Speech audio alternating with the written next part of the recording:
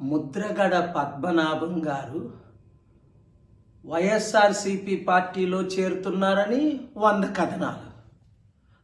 ఇప్పుడు ఆయన చేరట్లేదు, టీడీపీతో చేరుతున్నారు, జనసేన పవన్ కళ్యాణ్ ఆయన కలుస్తున్నాడు అని. ఇంత టైం వేస్ట్ చేయడం దేనికి? ముద్రగడ పద్మనాభం గారు ఏమైనా ఒక స్ట్రీట్ పొలిటీషియనా? ఆయన ఒక ముఖ్యమంత్రి అభ్యర్థి. ఆయన మూర్ఖుడా? పవన్ కళ్యాణ్తో పాటు కాపుల విరోధి అయిన వంగవీటి రంగాను చంపించిన వారి పార్టీలో చేరటానికి అలాంటి ప్యాకేజ్ స్టారే అయి ఉంటే ముద్రగడ పద్మనాభం గారు ఎప్పుడో ఆయన ముఖ్యమంత్రి అయిపోను. ఆయన కాపులకు నేత.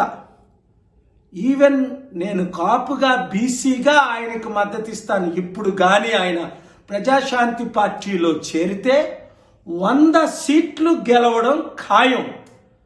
కాపులు 27% ఉన్నవారు, బీసీలు 60% ఉన్నవారు ఎప్పుడు మా నాయకుడు వస్తాడా, ఏమి ఈ 2 కులాలే మమ్మల్ని ఏలాలా అని ఎదురు చూస్తున్నారు.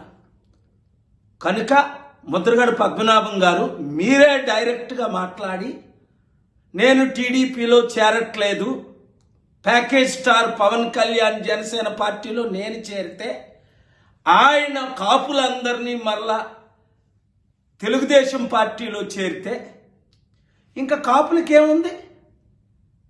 చరిత్రహీనులు మీరు కారని నేను నమ్ముతున్నాను. 100-200 కోట్లకి మీరు అమ్ముడుపోతారని నేను నమ్మడం లేదు.